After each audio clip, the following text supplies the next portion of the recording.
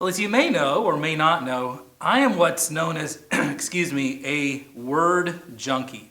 I am a total word nerd. My favorite book in high school was a book by Robin McNeil from the McNeil-Lehrer NewsHour called Word Struck. I love words, but particularly old words that never get used anymore. I like to drop old words in modern contexts and, just see what people say. Here's a couple of my favorites. I love the word perchance. Perchance. You may remember Hamlet, if perchance to dream, but I just love to go into like a bagel shop and ask them, do you perchance have any salt bagels left? And just sort of see what they say.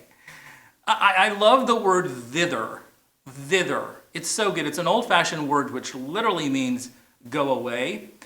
And you can't say to your wife or your kids, go away. It's just not nice, and you might be kicked out of the house yourself.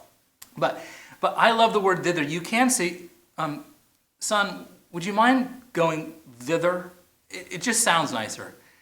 And then there's the old-fashioned word forsooth. Forsooth. It means totally or absolutely or indeed. I love forsooth. You could use it the next time someone says, the 49ers are doing so much better in the second half of the season. And you could say, forsooth, and wonder what they would react to. Here's the word I want to teach you today. I believe this word will change your life. It will give you more hope. And the word is nevertheless. Would you say that with me in the church plaza? Nevertheless. Would you please say that with me in Sterling Court and in Truesdale? Nevertheless. Would you say that with me, classic worship service and modern worship service?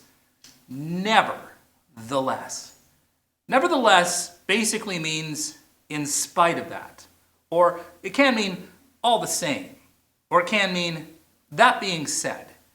But the word nevertheless is a game changer in the way it affects our heart and the way we relate to the things outside. Let me give you some examples. Let's do some experiments. Now, here's the key about nevertheless. It always has to be followed by a reality that is tough.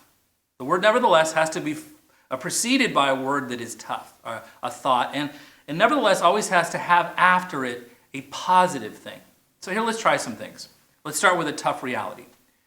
Just this week, our country passed the 270,000 mark in people who have died this year of COVID.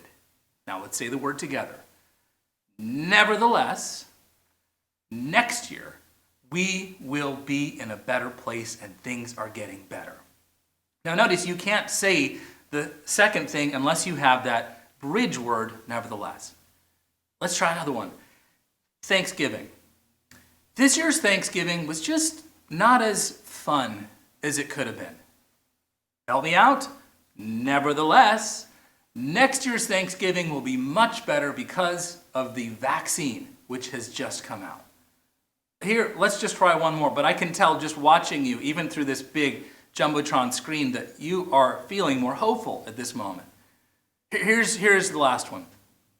Sitting in a cold church parking lot and watching a message at 10 a.m. is not our idea of a perfect worship service. Here we go.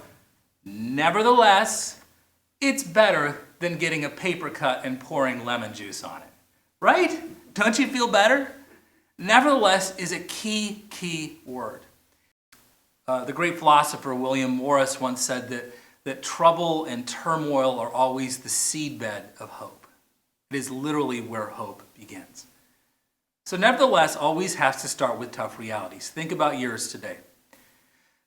Equally as important, if not more important, the word nevertheless always has to be followed by the promises of Christ.